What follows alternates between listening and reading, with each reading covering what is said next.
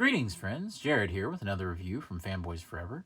And today we're going to be having a look at the brand new McFarlane Dune series of figures. Now, if you don't know about Dune, it's sort of hard to explain, but I'm going to do my best to explain Dune in under a minute. So, all right, timer on screen and go. So Dune is basically the story of Paul Atreides here. Now, House Atreides is under siege from another house called House Harkonnen, like Rabban back here. And basically, House Harkonnen wants to take from Atreides the ownership of a planet called Arrakis. On Arrakis, or as some people refer to it, Dune, you have a substance called the spice, or the spice melange, that people get addicted to and use in mass quantities until they're able to see the future, develop all sorts of powers. The spice is also used for their interplanetary travel that's very advanced. So basically, it's the story of House Atreides being betrayed by House Harkonnen and the war that ensues on the planet Arrakis, or as it's called, Dune. So how did I do? Flawless victory. Hopefully that is just a scratching the surface of Dune. It is very complex, and it's something that I really want to look into more as we get closer to the movie. And that brings us to the point of these figures.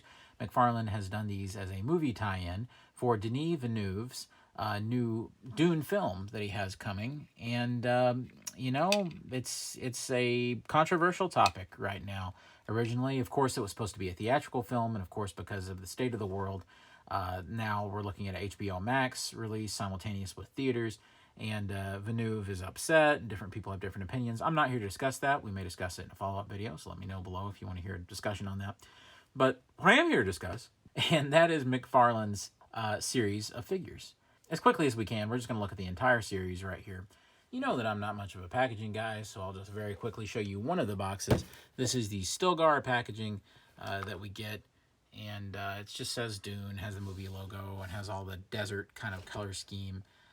Talks about the Build-A-Figure, and has the name on the side there. And on the back, we have a pretty nice little product shot, and I actually think the finished product looked a lot better than the product shot, which is really refreshing. Tells you how to collect the different pieces, and of course it has a little summary of your character. So I actually think the packaging is really nice. I think the packaging is a little large, but I think it's because of the Build-A-Figure pieces. But still, very nice, and I really like it. And don't forget, it has the Spawn logo. So first off, let's go ahead and talk about Paul. Paul Atreides here, the main character of the original chapter of Dune.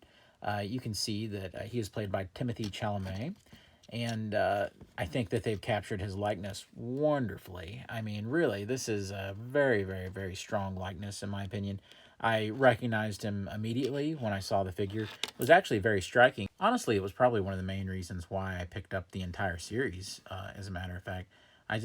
The likeness was very strong to me, and I just thought they'd done a really good job. There's probably some sort of digital scanning going on here, but I just think it's really great. You'll see that Paul is wearing his still suit, and they're all wearing the still suits. And if any of you are familiar with these, and they were a very prominent part of the old David Lynch version from the 80s, the still suits basically protect you in the hostile environment that is Arrakis, and or Dune, and basically they allow you to survive. And you can see that they have masks and even hoods that go up on their head, but you can't put those on their heads. You can position the masks sort of on their faces like this if you want to, but really they're meant to hang down like below the chin. A little ironic, don't you think, considering what happened to the world after the production of this line.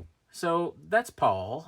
He is incredibly well detailed. Like I said, I think the likeness is terrific. And let me give you a little tip. I can't guarantee that this will work out well for you, but I just know that it worked well for me.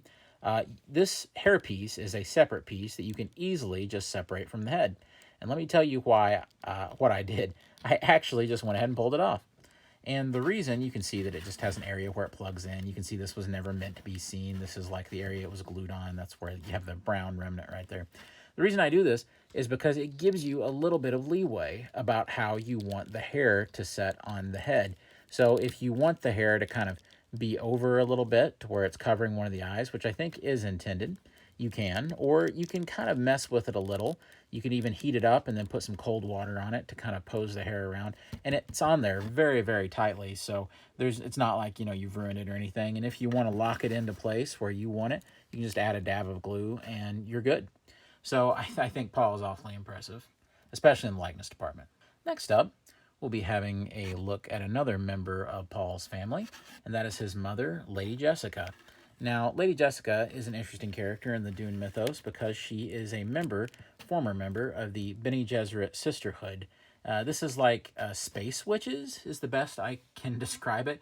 They have all of these powers, and they can see the future, and it's just a really, really interesting group. Anyway, though, you can see that Jessica is also wearing one of the still suits that they wear to protect themselves from the elements on Arrakis.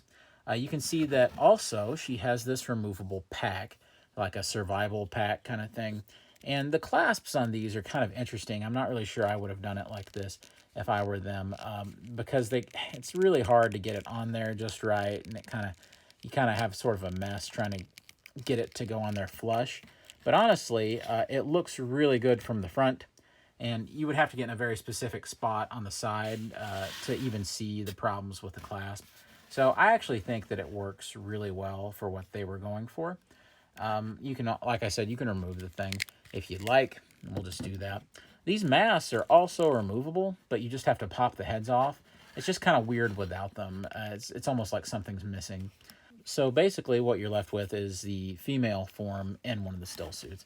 And that's kind of where we're at with that. The likeness is very good.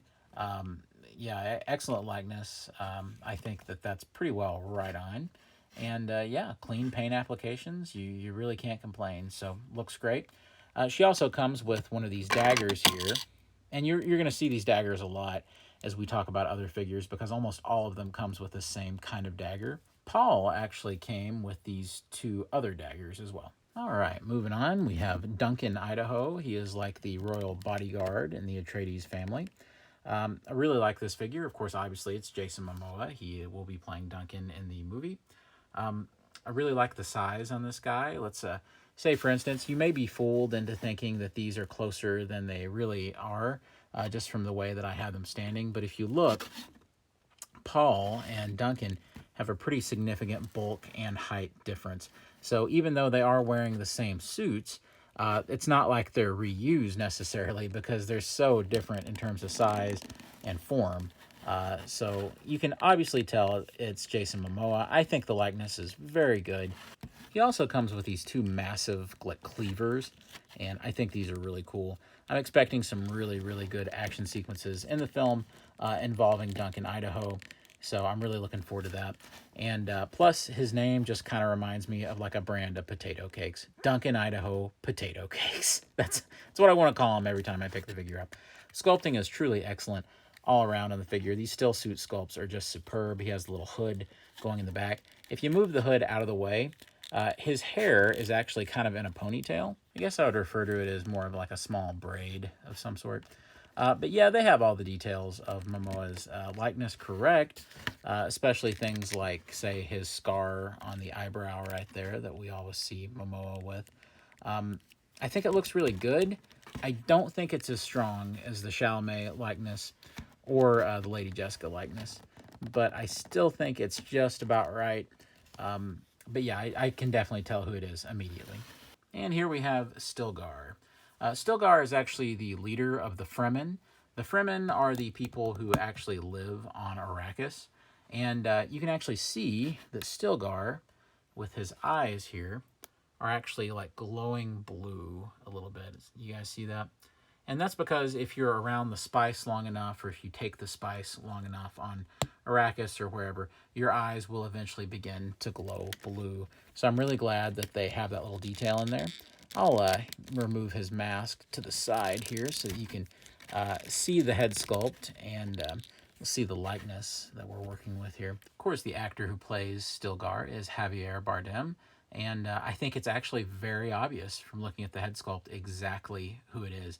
I love it when you see a head sculpt that it's just like the Timothée Chalamet. It's incredibly obvious just on first glance who the actor is. Heck, you could take the beard off and paint the hair blonde, and you would have a Mr. Silva figure from Skyfall. So I think that it's always a great compliment when you can say that a head sculpt for an actor could actually pass for another character that they played. Maybe you could do a No Country for Old Men custom, perhaps. But now I'm just getting into silly territory.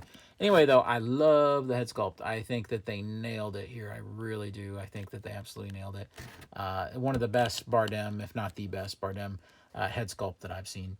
You can see that the body is very similar, and this is reused territory, I do believe, from the Duncan Idaho body. So I do think that those are almost the same, or appear to be the same anyway. So I think that that's fine, though. And he does come with one of the packs, just like that Lady Jessica comes with. Once again, with him, it is a little strange the way it fits, but I will say that it tends to do a little bit better with this part clasping around the chest than what we saw with Lady Jessica. So I do think that it does work a little bit better for him. And just like with her, this is removable, so here is a look at the figure without it. It's just basically what you saw with Duncan Idaho's body. All of the figures include one of these cool little display stands. This is exactly the same display stand that you would get with any other McFarlane figure. It just has the Dune logo imprinted on it. And then we will very quickly look at articulation. I like it when articulation is uniform in a line, and this line is definitely very uniform. So I'm just going to show you with one figure, but all of them basically possess the exact same articulation. The head is on a really good swivel. You can get all sorts of motion with the head. There's no hinges, but it's just on a terrific ball joint. So those are really, really good. You can get all sorts of great action there. The arms have a hinge at the shoulders, which are excellent. You can get all sorts of range just like that. You can bring it all the way around if you wish. You have a cut right here below the shoulder. You do have an excellent double joint right there at the elbow. And it works better for Paul than it does for the beefier guys over there. Paul and Jessica get the better end of that because their arms are a little bit thinner. Of course, we do get a swivel right here at the wrist. We do get a hinge at the ball right there. We do get a cut here at the diaphragm, and it's perfect because of the way the costume separates right there. So it's almost like completely hidden articulation. There isn't much of a crunch. You can do a little bit back and a little bit forward, but there really isn't much. Most of that is happening at the other joint that's down here at the waist. That's where you're going to get more of your bend, not up here at the diaphragm. You can rotate it there. It doesn't rotate much at the waist, but the diaphragm is more of a rotation joint, I suppose. You can get plenty of splits if you like. You can go all the way up with a good kick. You get a double jointed knee, which is fantastic. He can kick his own butt easily. You do get kind of a rotation up there. Do you see how that kind of gives way to the innards? And then you also get a rotation at the ankle. And we do get an up and down hinge movement. We also get toe crunch articulation, which is great. And that does it for the articulation. Like I said, all of them possess the exact same basic articulation suite. So, yeah, I mean, I think the articulation combined with the sculpt, everything makes this basic series, it makes it incredible. All right, and that leads us to the ultimate accessory that we have not discussed up until this point. That's right, each one of these figures includes pieces to build your very own Rabban Harkonnen. First of all, I just want to say that this might be the best figure in the set, and I say that for a couple of different reasons. He's not quite as articulated as the others, but I think that the head sculpt is just so dead on. I mean, look at that likeness. I mean, do I even have to tell you who this is, guys? It's Drax, okay? This is Dave Bautista, famous WWE wrestler, and I think it looks splendid. Also, look at the detailing on the suit. This is the Harkonnens wear these weird black like armor suits, and they're really, really cool looking. You have all these knee pads, all these techie bits, and this big like harness right through here. I mean, it looks fantastic. So that just looks great. You get this really cool cleaver accessory, and you also get this whip. Now, I wish the whip had probably been unfurled. I think you could have got some cool poses like that if it had been, but I think it works well for what they were going for. You can see the legs are absolutely huge. The hands are really, really big too, and this kind of makes me wonder, are they going to like digitally enhance like the size of Rabban when we see him in the film? Like, will he be kind of more hulking than even Dave Bautista is in real life? Because, I mean, if you look at the size of the legs and the size of the hands, he's not exactly human when you think about his proportions. But who knows? Maybe I'm just giving Dave Bautista some added credit there. Quickly on the articulation, we get a full rotation here. We get a hinge at the shoulder, and it goes out more than you would think it would for this size of figure. We also get a single joint at the elbow, so it's a little disappointing it wasn't double, but since it is a Build-A-Figure, it is understandable. We do get a rotation at the wrist. There is a slight hinge on the inside, but it doesn't do too much. You can see you can get a little bit, but it's not a whole lot. The head has plenty of great articulation. You can bring it way up, way down, and all the way around, of course. And then down here, you don't really get much on the waist or on the diaphragm, but it's more of a solid piece. You can sort of get something on the waist, but it's kind of hard to deal with. You can get them turned like that, but it's really hard to do much with it because it's like a big solid rubber piece. You can hear it clicking in there, which is cool. I always like it when the joints click like that.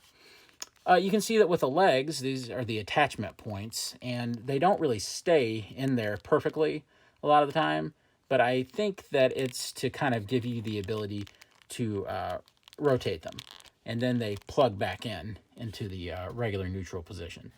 You can see that we can sort of get splits, but his kind of like coat or skirt thing like keeps it from going much further.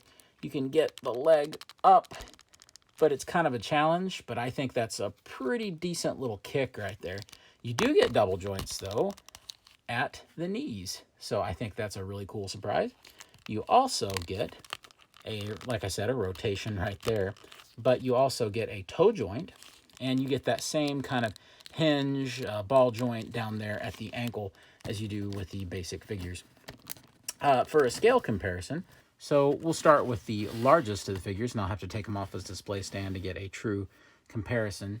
And you can see that Duncan Idaho is slightly shorter, as I think he should be for Rabban Harkonnen here. And you can see that they match up quite nicely. I think that this will be a terrific matchup in your display, so I think you get some good stuff going there. Moving on down, you have Lady Jessica, who is a little bit shorter than the other two, and I think that that is about right as well. And then you have Paul Atreides himself, and you can see that there is a major height difference there, so I think that looks really good. All right, so my final opinions on these Dune figures from McFarlane is, honestly, one phrase keeps coming to mind: don't sleep on these. I know that the movie has had trouble finding a release date. I know that things are up in the air and the headlines are kind of negative as people kind of debate back and forth what's the right course of action here. But don't let that cloud you looking at these as just excellent figures. Like, these truly are absolutely great.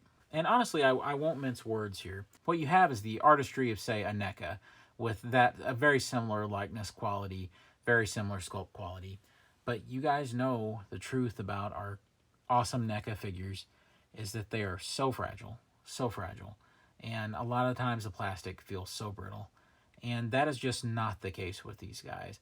I'll tell you what, I had one small QC problem, first QC problem I'd ever had in recent McFarlane history with my Stilgar. Not only, I mean, I'm telling you, it was resolved in like 3 days, and I had a brand new one, no questions asked. McFarlane, I have to say, I've dealt with many, many, many different companies, Mezco, Hasbro, you name it. There is no customer service like the McFarlane customer service. I've never seen anything like it. They were fantastic. They helped me immediately. But I'm telling you, these things are built like tanks. The quality is insane. And I just couldn't ask for any more when it comes to the quality on these guys. They are a 7-inch scaled figure line. You can put any of your other McFarlane 7-inch scaled figures right beside them, and they look terrific. So guys, I can't say enough good about these figures. Absolutely great. If I were you, I would grab all of them, and I definitely will be grabbing that Vladimir Harkonnen that's actually floating, that raises way up, the big deluxe figure that they have. I will be grabbing him to complete the collection. So I'm very excited about that, and hopefully you guys will stick around for that review as well. Great articulation, great sculpts, great quality. $20 to $25 a piece. You can't go wrong. Anyway, though, guys, hope you've enjoyed this review. God bless you and yours, and of course, be safe out there. God bless you and yours. Be safe out there, and I'll see you on Fanboys Forever. Fanboy out. All right, and that leads us to the ultimate accessory that we have not discussed up until this point, and that is